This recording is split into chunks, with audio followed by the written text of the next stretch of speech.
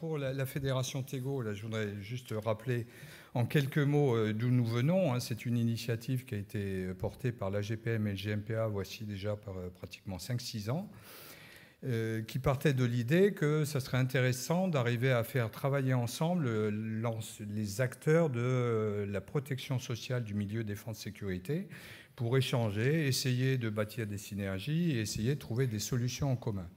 Donc c'est ça qui nous a conduit à créer la fédération en 2015, avec 4 objectifs bien identifiés. D'abord, l'ambition de réfléchir aux innovations en matière de protection sociale pour le milieu défense-sécurité.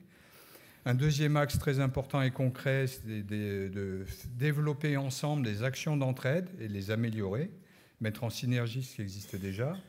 Le troisième axe, c'est de réfléchir ensemble et de surtout faire de la pédagogie en matière de protection sociale. Et puis enfin, un peu plus concret, pour les acteurs assurantiels, d'essayer de bâtir ensemble, quand le besoin se fait jour, des nouvelles solutions. Donc voilà, c'est quelque chose qu'on a créé maintenant depuis 3 ans, qui est en marche et sur lequel on essaye de prospérer avec l'ambition d'agréger d'autres acteurs. Donc déjà la MAA, la MER, la Préfond, ainsi que la MCDF nous ont rejoints, mais le forum de la fédération est ouvert à l'ensemble des autres acteurs de la protection sociale. Quand vous dites que Tego est en marche, il n'y a aucune allusion d'ordre politique, évidemment. C'est juste non. Tego est en action. Et Tego voilà. a immédiatement créé le grand débat. Et ce grand débat, il a une vocation qui est de créer du lien.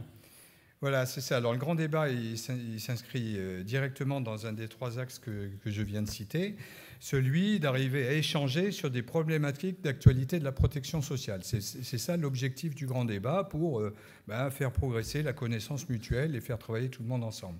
C'est pour ça que notre première édition avait été consacrée au thème de l'apport du tissu associatif au milieu de la protection sociale. Le second thème, l'an dernier, était la retraite. Alors, il était évidemment d'actualité, puisqu'il est en phase avec le lancement du sujet par le gouvernement.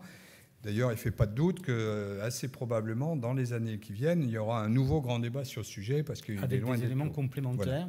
Voilà. Très certainement. Émanant de la loi. Et donc aujourd'hui, le grand débat porte sur un sujet qui, d'une certaine façon, s'entrechoque avec l'actualité. C'est ce stress post-traumatique et ses conséquences. Alors, c'est vrai que c'est un sujet sur lequel on a beaucoup tourné quand on a cherché le thème. C'est un sujet très important pour les acteurs, notamment pour l'AGPM et le GMPA, parce qu'on traite sur ce sujet depuis plusieurs années.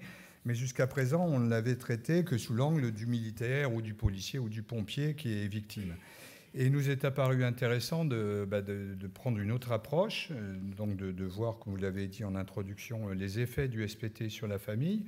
Alors on a trouvé qu'en plus c'était en phase avec l'actualité parce que, comme chacun sait, le ministère des Armées a lancé le plan famille et il nous semble que de traiter de l'effet du SPT sur la famille, ça sera apporter la brique de la fédération et de ceux qui participent au grand débat à cette réflexion.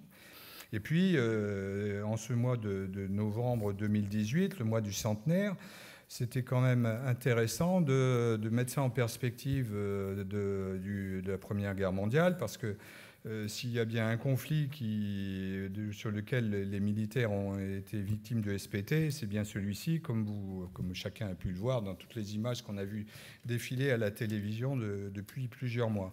Et je pense que le service de santé nous en parlera. C'est pratiquement avec le traitement de ces victimes des mutilés du cerveau, comme ils les appelaient à l'époque, que le service de santé a commencé à travailler sur ce sujet.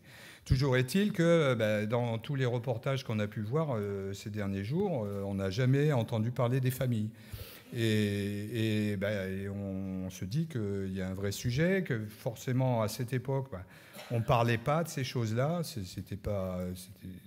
on ne parlait pas de ça. Et je pense que c'est intéressant de rebondir là-dessus parce que je crois que ça va être au cœur de nos débats. La parole dans ce sujet-là est assez centrale dans le traitement du problème.